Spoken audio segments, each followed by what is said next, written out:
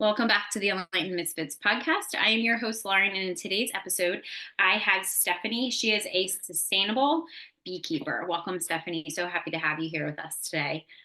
Thanks so much for having me. This is really exciting. Yes, I'm excited for our conversation. So, what was kind of like the driving force behind your decision, like to turn your passion for beekeeping into like a business? Like, what initially made you approach this entrepreneurial journey? Sure. So I've always had a little bit of that entrepreneurial spirit. Excuse me. I've been raised with a family that really likes to take on challenges and adventures. So I think that that's something that's really just ingrained in me. I'm someone that actually over the years I've realized maybe even have a lot of social anxiety, and to overcome that, jump into things 2 feet forward. And truthfully, that's sort of how I got into beekeeping and part of how it turned into a business for me. So it had really started out as kind of a passion. Truthfully, beekeeping was something that was on my bucket list. It was one of those things I would tell people, before I die, I'm going to be a beekeeper one day. And one of my good friends, after a couple of years of hearing this, just kind of looked at me and was like, Stephanie, why aren't you doing this? And it really hit me. This is something I want to do. What's holding me back? So it was actually that night I told my husband and I said, hey, babe, I think we're going to become beekeepers. And he said to me, you know what? I support you, babe, as long as it doesn't take over our lives. And we're about 7 years later, and it's kind of taken over our lives, but it's sort of how the journey goes. Right. So that's really sort of how I got into beekeeping. I made a lot of mistakes. I didn't network myself with the right people. And like most beekeepers, probably about 80% of beekeepers will lose their first colonies. And I did. But through that, it was a lot of learning and learning how to network myself and ask the right questions. So with that, the first year I did lose my colony, but they had been super productive and I had a lot of honey. And so I said, you know what, let's sell it, put a little post on Facebook, and within hours, it was all gone.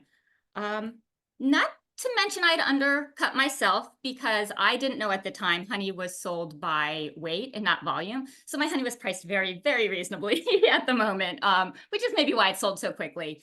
But it was really in that moment I realized that I had the ability to take something that I was very passionate about, and other people were too. And so I really identified that there was a need. People wanted honey, and not just honey, but they wanted to feel a connection to where their honey was coming from, whether that was the beekeeper, the bees themselves. And so through that was really where I once again said, you know what, we're going to make a business. And I said, here we are. And from there, I kind of figured out all of the fun, processes of actually creating a business, which is not necessarily my forte. I'm a little more right-brained, so on the creative side, but you have to balance all those pieces. So it's really sort of how I kind of got into beekeeping, and then that turned into my whole entrepreneurial endeavor. I love that. And I was going to say a couple of things that you said too, which I feel like anybody listening to this, mostly entrepreneurs are listening to this, but if you're not or want to start a business, I feel like the one question when people come to me is like, I ask them, like the one other question is like, what's my life purpose? And I'm like, well, what are you passionate about? Like, what do you, I can't tell you your life purpose. You already know it. Like you Mhm. had some passion. And when you said about like right brain, like the creative side, but I also feel like you have to have both, right? Yeah, I mean, not absolutely. most people that are very creative, it's harder for them to be like, I need to be logical about this, but that's that balance of like that masculine, feminine. Like you need to have that creative. You have to, business is very masculine. You have to be in action and do stuff. And I know for me too, that's probably been through, I guess it's been 4.5, 5 years now. I have my business the first year was like a lot of healing, right? Like figuring Yeah, out what I wanted to do. I mean, I feel like it's always some type of healing something. If it's emotional, absolutely. if it's money, something, right?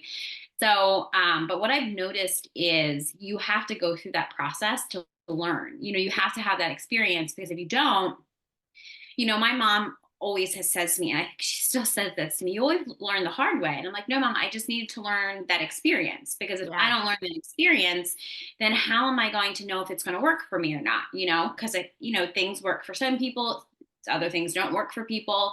So that's why I love hearing everybody's story about their entrepreneurial journey because I feel like it's always that. It's a journey. It will Yeah. continue to be a journey and a process, right? So yeah, I love that. So for I love honey and I love nature. I love where things come from. And I feel like, having that connection with the bees or with nature or whatever, I think is really important, especially with all of this stuff now that's going around with the process stuff. And it's like, nature, it's like we can use like nature, Mother Earth, whatever you call it, Yeah. to kind of help us heal our bodies. Cause I feel like that's kind of where we're going now in today's world. So what would you say, like, if somebody had no idea what beekeeping was? And I know that you're not a traditional beekeeper. So, from your perspective of being a sustainable beekeeper, what would you kind of explain, like a look in your daily life is? Sure. Never consistent. I sort of used to joke that being a beekeeper was like being a new parent, and you're reading the book and then you're looking at what's going on and you're like, that's not what the book said was going to happen. Like, how do I figure this out? And part of my journey with this is that as I was learning about beekeeping, I really started to question some of the traditional methods and just why are we doing it this way? And part of that actually came about because my uncle is an entomologist. So I always grew up with bugs and nature and doing all of that those amazing things. Yeah. And he once asked me, he said, well, Stephanie, I don't feel like we're seeing the same declines in the wild that we are in the managed colonies. Why would that be? Everyone talks about losing all of these colonies, and we have a lot of mites, and there's a lot of pesticides. There's a lot of challenges in beekeeping. And it kind of got me thinking. And through that, I started sort of exploring and finding that there really is this whole other mentality out there where we have to work with the bees. I feel like, unfortunately, humans have kind of created this mindset that we can control and manipulate everything to make it better for us, where it's really about working together and finding those synergies so that everyone can benefit. And so with me, I actually don't necessarily go into the beehives quite as often. I really try to rely on them to do what is best for them. And I feel like my job is to go in and just make sure everything is looking okay, making sure they have the resources they need, and sort of allowing them to do their thing. With that, I also don't have as high honey production sometimes as other beekeepers because I don't feed, a lot of beekeepers will feed sugar syrup so that the bees will produce more honey and you can take the honey. I don't believe in that. I always make sure the bees have enough of their own honey to eat. And unless there's some kind of extreme emergency, we just kind of work together and then I take the excess. And truthfully, that's what most beekeepers do, but there's just a little bit of, I think, a different idea in how to treat them. I talked a little bit about like these mites, pests and things like that are really impacting the colony.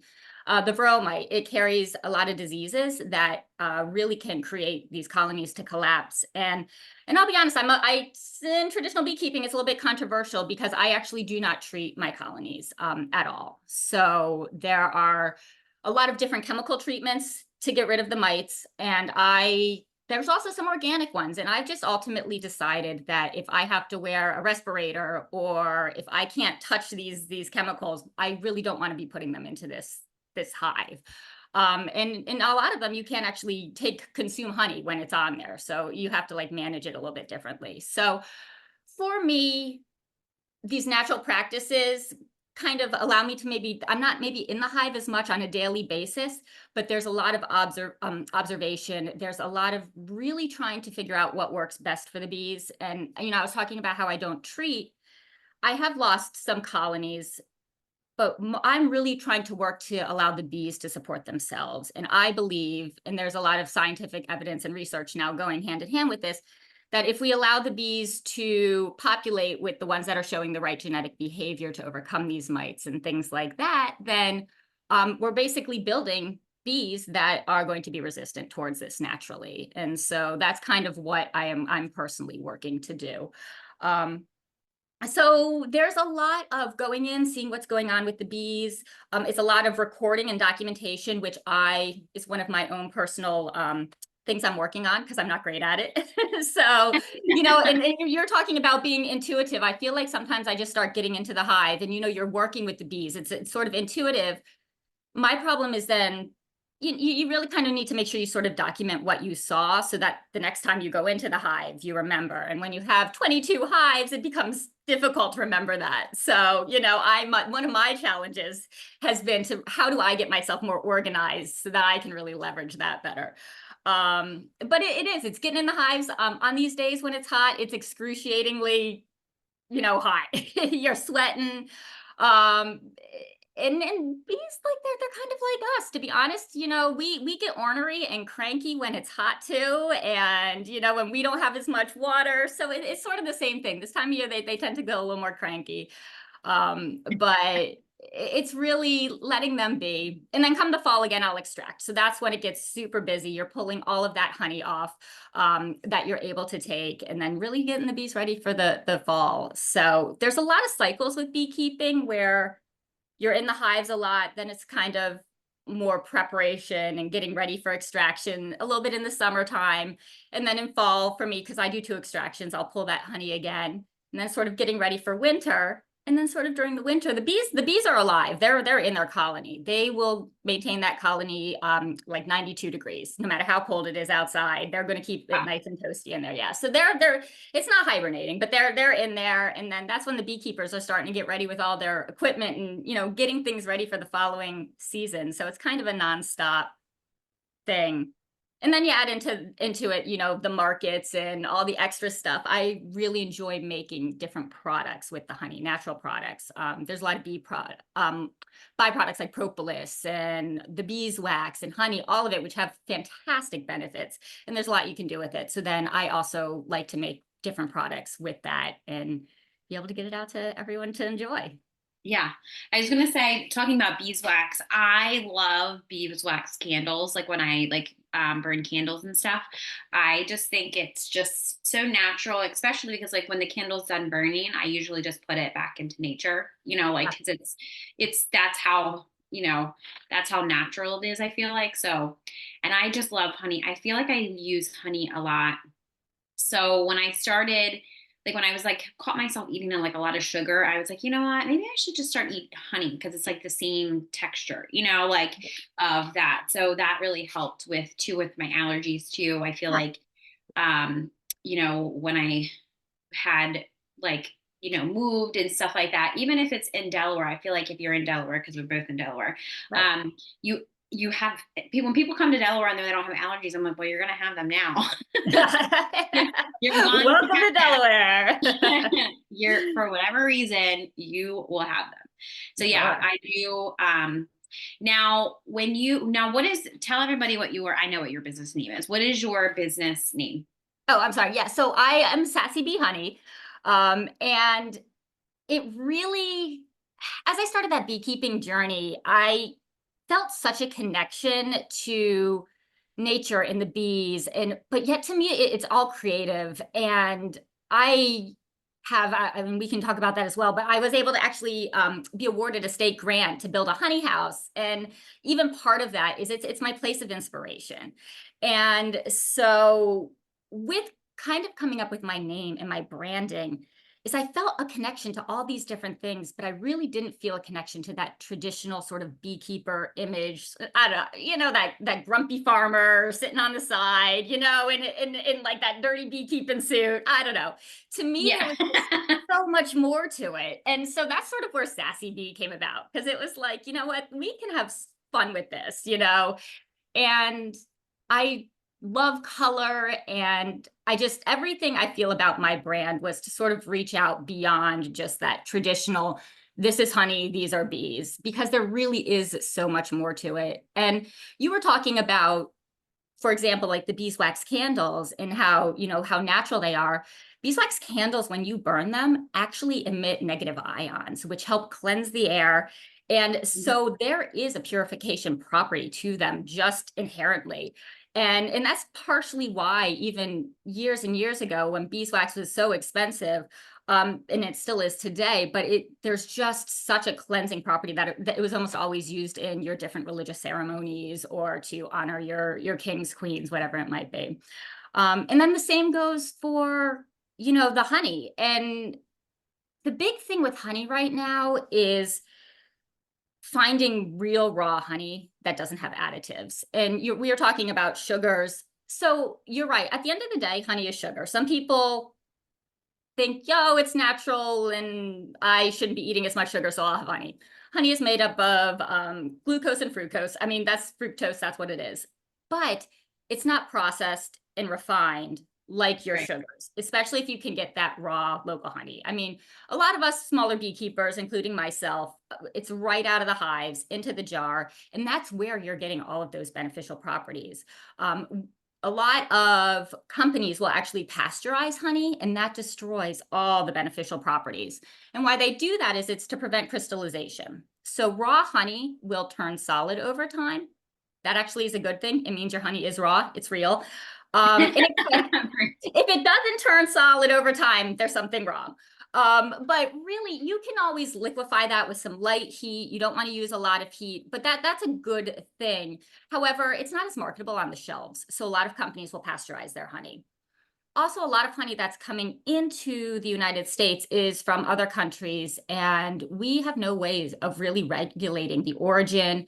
And there's a lot of additives, whether it's corn syrup or watering your honey down or adding things, because it is very expensive and it's difficult to do. And because of that, it is lowering the price point for most of your beekeepers within the United States. And the American Honey Association is actually, there's a few lawsuits and things right now to actually create better laws to know where your honey really is coming from. Right. So when you are looking for honey, the big thing is you always need to look for raw. Raw honey has a specific legal classification. So if it does say raw honey, for the most part, especially if you know the source, it really should be the good stuff.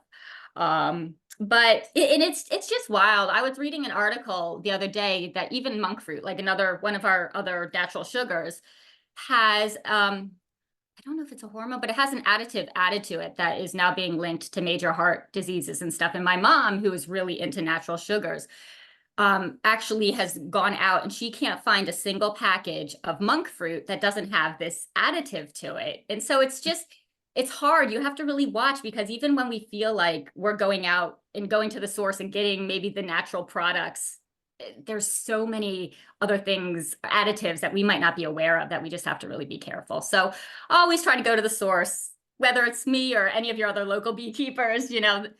We always support each other. That's one of the best things, is there's a lot of support, amongst small businesses and beekeepers. So Yeah, I was gonna say, yeah, I feel like that goes with anything, especially when you're talking about like the bees and how the bees are, just like us. I feel like that's just more of like clarification, or like more of a reason why I always say that everything is connected. Like we're all connected. It doesn't matter if you're a bee or a human, obviously you have different roles, but absolutely. like purposes here. But I feel like the more that, and I love that you have this business and you're, a huge advocate of, you know, with honey and bees and all that. Cause I feel like honey and the bees in the environment is really super important. I don't feel like people really understand like the elements on like how important like bees are, especially, when you have these people or, killing off bees or like killing off insects. Or I know that I used to be a person that used to kill spiders, but it's like I just let them go, or like just move them out of my house. Yep. Like, I feel like I'm being invaded right now. Now, same thing with flies. Like I used to kill flies and stuff too, but now I'm like, can you go out my door, please? Yeah, Open the door. just not here. Like, just you're not supposed to be here. Okay. Yep. You're stuck in this place because you came in here and you're not supposed to be here. So it's like, and I feel like too, with me going down the shamanic journey has really kind of opened me up to not having the awareness of I'm not supposed to be killing stuff. Like, I'm supposed to just let it go. Now, of course, I do have a very huge huge, I mean, it's not as bad, big it used to be, but like a huge fear of spiders. But now I know I look at it as like protection, but we need to go. So, and people think, when you look at it from a different perspective like that, just like you said about like the bees and, being ornery and aggressive Yeah.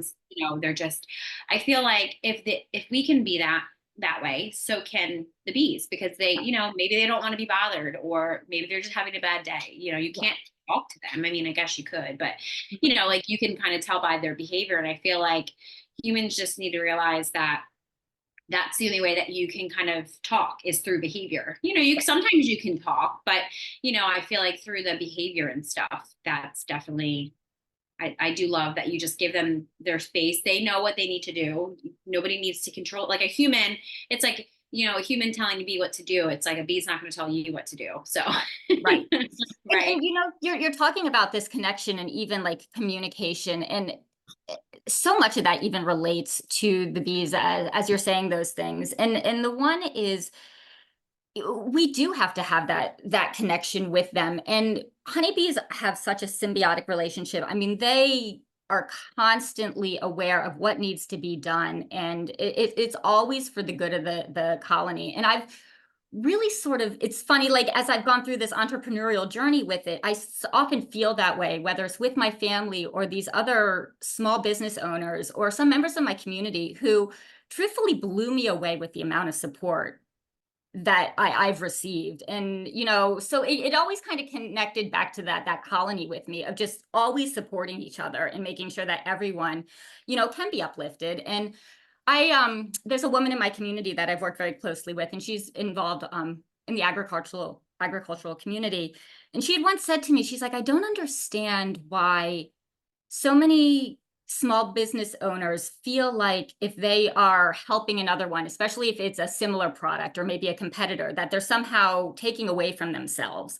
And that really resonated with me. And I think sort of became part of my philosophy. And I feel like there's just such a network of small business owners and people in the community that are just always trying to lift each other up. And I feel that, when it comes to beekeeping, I was talking about this a little bit earlier, with the beekeepers, if we're out of honey, we are absolutely going to recommend the next beekeeper next door. Or, if we can't help you, we're going to make other recommendations. It's all about sort of helping each other. It's not, oh, well, if you buy their honey, you're not buying my honey. It's, buy everyone's honey. I'm all about Right. it. Right. As long as it's local. And so that's sort of where I see a lot of that connection come into play. And I can see it in the beehives or in the colonies, and I translates over into my life as well and what I see. So Yeah, and I was gonna say, yeah, I feel like, I think one of my mentors had said that, it's just the entrepreneurial journey, or if you have a small business, it's just a really expensive, self-development. yes. And I'm like, yeah, that is very true, because it's like the more that you learn about yourself, especially if it's like heart driven. I always say to people, like these businesses like Apple and, Nike and like all this stuff, at the core of their values, it's heart driven for the Yeah, people that started it. That's the only reason why they're still around. It's not like, oh, I want to create another product because it's cheaper, or I want to right. create a product out of money. And it's like, I think I talked about this on a recording a couple weeks ago, that she talked about her art and how, if you're going to create something, or like that could be anything, like hers was just art. Like same thing with yours. If you created this out of like, you just want to make money, it Yeah, would probably not, you probably wouldn't have a business right now, right? So it's like, I feel like the shift that we're going through, like actually like real day live moment, like now that it's like, I told a couple clients the other day that I was like, if your vision or your entrepreneur business is not heart centered, it's not going to work, which it's for sure. fine. We just have to figure out what we got to retweak stuff. And especially when you talk about branding and like your mission statement and like who you are to your core, that is going to stick, because that is what people, yes, people are buying the honey, they're buying your products, but they're also they're you're selling yourself, and they're Right. buying you, because Yep. that's, and I always feel like when people get really weird about sales and stuff, if they don't have a product or if it's coaching or if it's healing or whatever that they're selling. I was like, when I sold my book, nobody really even wanted to, maybe some people, there's a spectrum of some people that wanted to read my story, but nobody, they just wanted to support me. And Right. realizing, people that knew me in high school or people that knew me in like second grade, third grade, fourth grade, they knew that it was hard for me to read and write. And now I'm a published author. You know what I mean? So Yes. it's like That's your they, journey. yeah, like they're like, wait a second, the girl that couldn't hardly read and write, and the girl that still doesn't know how to do basic math. I mean, I do, but I have to use a calculator. Right. I'm I right was there like, with you don't you. need to know any of that stuff to be successful. You don't. Trust me, you Yeah. don't. So it's like, what they told you in school that you're not going to do this, you're not going to do that. They didn't teach you how to do a business, like run a business, because that's actually going to get you out of all of that mess. But yes, no, I I love think I think that that is very much the balance, because you're right. If you don't have that heart, the business isn't going to go anywhere. that. And as you're talking, I totally, everything you see is a reflection of me. From the branding to the products, like, and you put your entire soul into this, and so Yeah. there really is more than just sort of that product. And I definitely agree with that. So it's truthfully then I think a balance, because as you said, you have this vision, you have so much you want to do with it, but you have to then be able to focus it and really bring that in. For me, I kind of talk like it's almost like blurry pictures for me, what the future is. And I have to be able to like shade it in and start putting in the lines and like bringing it into focus. And for me, that's the challenge often. And I have such a support team from my parents who help guide and focus me, and my husband who helps ground me.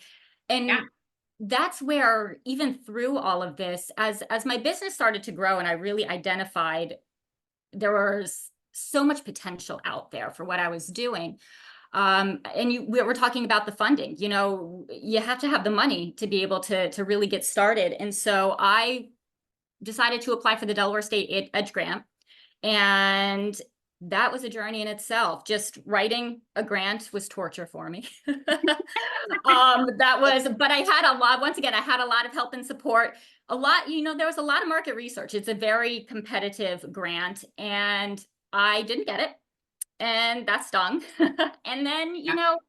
I said we're doing it again. And I applied again, and I was awarded the grant. And this really was based off of allowing me to be able to expand, because I was extracting thousands of pounds of honey in my kitchen with handheld equipment that I had to sit on with my whole body so that it wouldn't like vibrate the whole house. And it was, I couldn't expand anymore with doing everything in my house. So I was able to get this grant, and I now have an entire honey house with much larger extracting equipment, and I have storage. And I was talking earlier, this is my place of zen. It just, I'm slowly starting to get some pictures on social media and things as it's finalizing. And it's just such a reflection of me. And I'm just so excited. And I was dancing actually yesterday. We were just finishing this wall, and my son's like, "Mom, why are you dancing around like a giddy little girl?" And I'm like, "No, you don't understand. Like this is years, 4 years of just self challenges and exploration and making something come to fruition." And I was like, this wall is like a compilation of all of that for me. And he was Right. kind of, yeah, okay, Mom, you're weird. But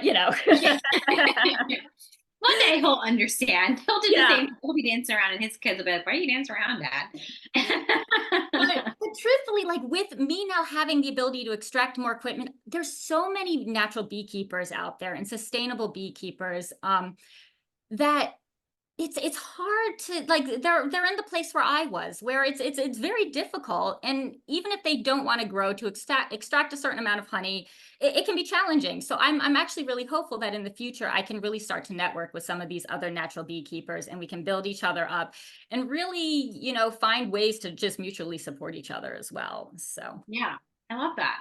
Well, yeah. congratulations on your grant. I was going to say that in itself is like when you have to ask for money, especially from the state. It's not easy. No. They're not going to be like, "Sure, you're doing Yes. something great. Here you go." Yes, Yeah. no. No, it was a huge challenge and definitely worth it.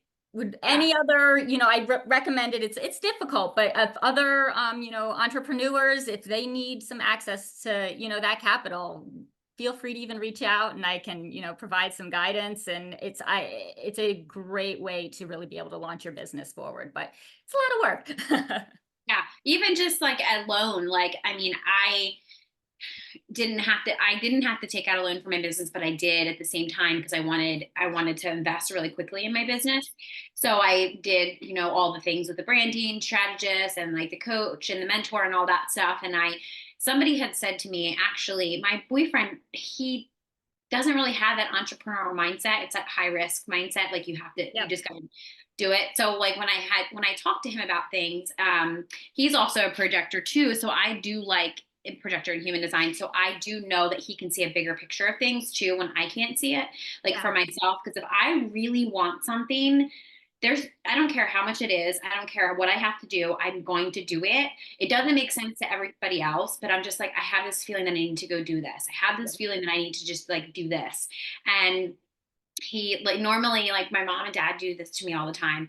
Even my brother probably, he probably won't admit it, but he's like, she just does these wild things and like and I'm like, it's just that heart, desire, passion. I can't explain it.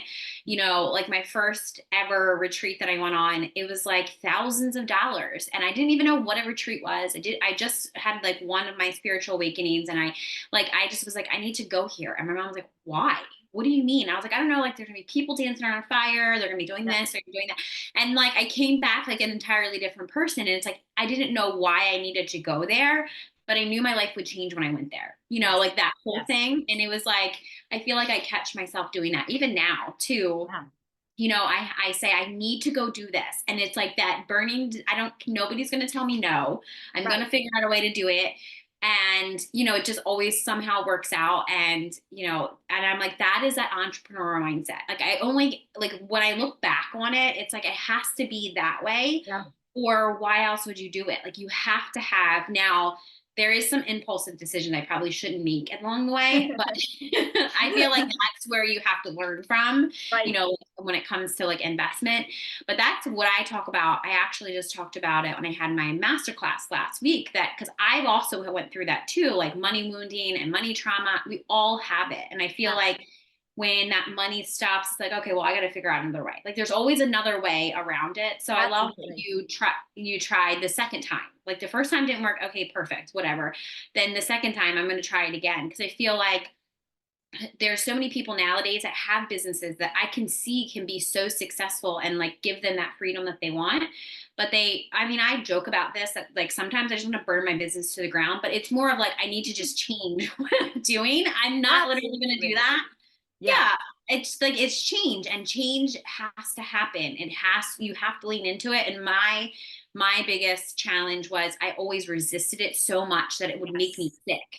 So Yep. then it was like, okay, I'm not going to do that anymore because I know what's going to happen if I do that. So I stopped doing that and I lean into the resistance of like, why is this changing? What do I need to change? Yep. All of that. And I feel like that gives you that freedom that, you For know, sure. And I yeah, think it's so true. I have to say, over the years, I've identified.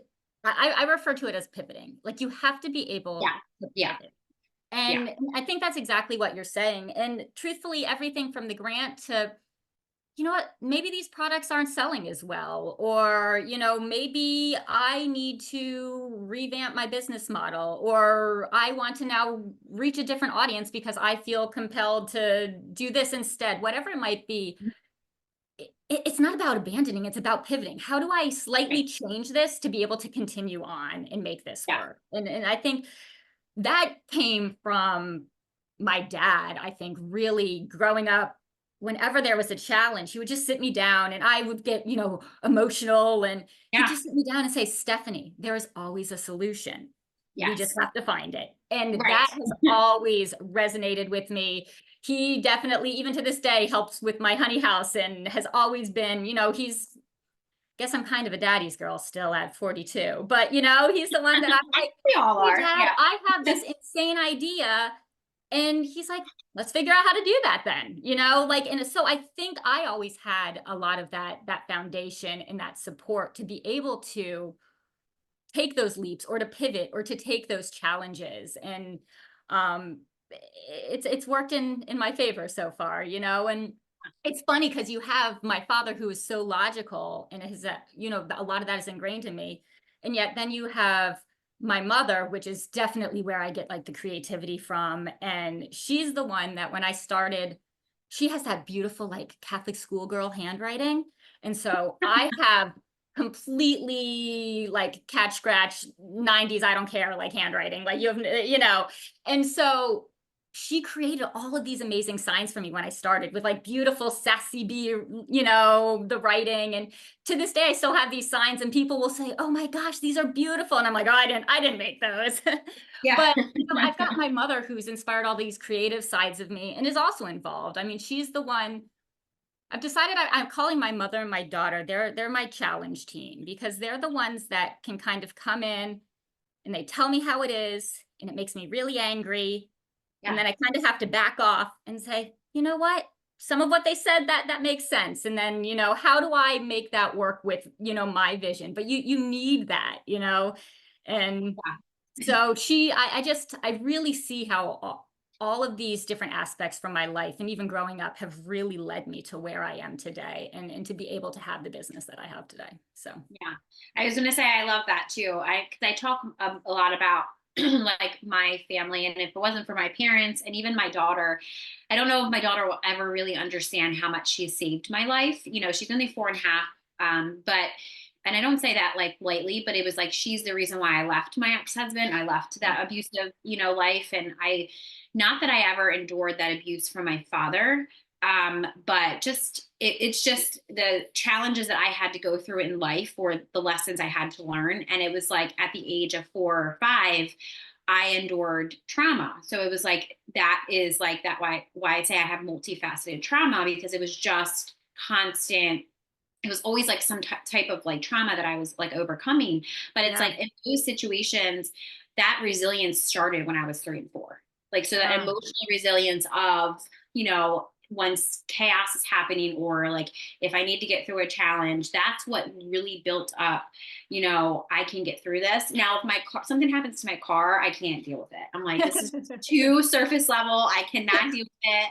But if it's like there was like, you know, health scare, or like my dad going through cancer, or, you know, something like that, it's like I can manage through that. And it's like, I've only ever known people that actually been through really hard life experiences that can actually get through that. So it's like people, when I would tell my story or I would talk about different things in my life, you know, like now I don't talk about much, but of that, because I don't really need to. I've healed through it. But if I need to go back to that experience, people are like, "Gosh, you had such a hard life." And I'm like, "No, I didn't. It's what I had to learn, you know." But yes. now I'm realizing, like when I talk about stuff like that, people, I really maybe did have, like, some people didn't have that when they were a kid, or they didn't have like that. But I feel like if my parents, you know, now looking back on it, if I didn't go through those, you know, like, cause I mean, I'm not saying I had a bad childhood, but you Right. know, there's people I talked to that didn't have parents, or they didn't have the support system. And my parents did the best they could, but especially my dad now, you know, and me having a boyfriend, or, you know, just being so resilient, and I could pretty much fix anything, you know, that's just like Yeah. from my dad, you know. Yeah. And I'm like, "Dad, I can't do it." "Can you just do it?" It's more like, he's like, "No, you just don't want to do it." "Yeah, I'll come help you." Isn't that the truth? I can Right. relate. I can Yeah. relate. And I was like, "Well, I don't." And that, you know, most of the time my boyfriend's gone at work too. And, Yeah. you know, his same thing with him. Like, he's like, I think my dad, secretly just likes to fix things. So it's Yes. like, "Dad, you like to do this. Nobody likes to do anything." That is my father, only it's not a secret. Like he literally just the way his mind works, he just sees something and he's like, I can make it better and I need to do that. Like, Yes. so Yeah. I've been very, very fortunate because I've been able to reap some of that. But we joke because I definitely feel I have a little bit of that mindset as well. And Yeah. you know, and like you said, that's how you create something, you know. Yes. Yeah. I can do this and I'm going to do it. So Yes. Yeah. yeah.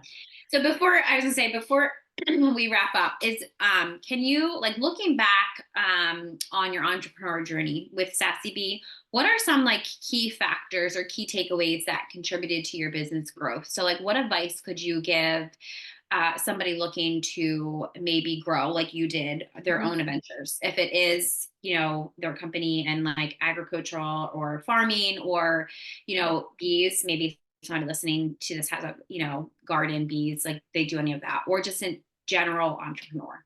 Yeah. So I think if for someone who is maybe looking and hasn't quite made that leap yet, number one, you have to do the research. You really do need to have a little bit of a foundation of what to do. But I think the biggest thing is we were talking about it, that ability to be able to pivot, to absorb as much information, especially in the beginning. And truthfully, this is beekeeping, this is being an entrepreneur.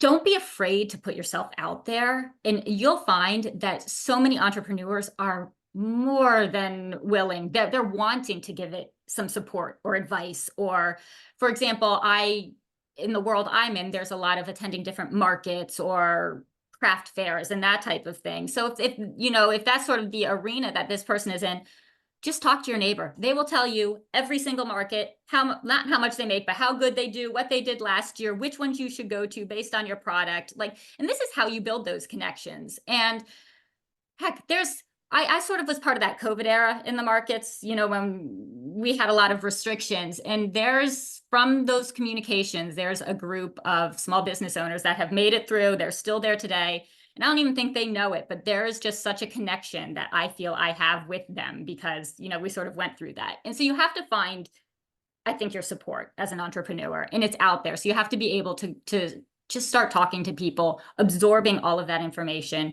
And then, as we said, being able to pivot or really make it your own, and then continue to push forward. You really can't give up. You have to just kind of keep going. But with that, there is some research still that comes with it. You have to still have some focus. So it's really blending that vision with the focus, I think. But you just got to get out there. If you're not going to do it, it's not going to Gotta do it. happen. Be like me, Yeah. jumping 2 feet forward, and before you know it, you'll have 22 beehives throughout Wilmington. Well, thank you so much. Where can everybody find you? I'll also make sure that your links are in the description box on YouTube and on the audio where Great, they're yeah. listening to this. So I have all my products online, which I'll be honest, my website might not have been updated yet. We're talking about that balance. It might still be holiday themed, but www.justbesassy.com is my website where you can always order products. I do have shipping, as well as if you're in my area, I have free pickup. And then there's some different shops in the area. So Lotus Lane, which is formerly Bellefonte Vintage and part of the Shops of Bellefonte, as well as Bellefonte Arts, which are part of the Shops of Bellefonte. They carry honey and the candles and pretty much all of the different products there. Oh, As okay. well as Little Treasure Shops, which is in Newark. So that one's a little bit more south from me, but they carry all the honey and the products there as well. And I'm really excited to be in that shop. And then, it's a lot in North Wilmington. Scout Cafe. You can get the honey at Bellevue State Park, Hagley Museum.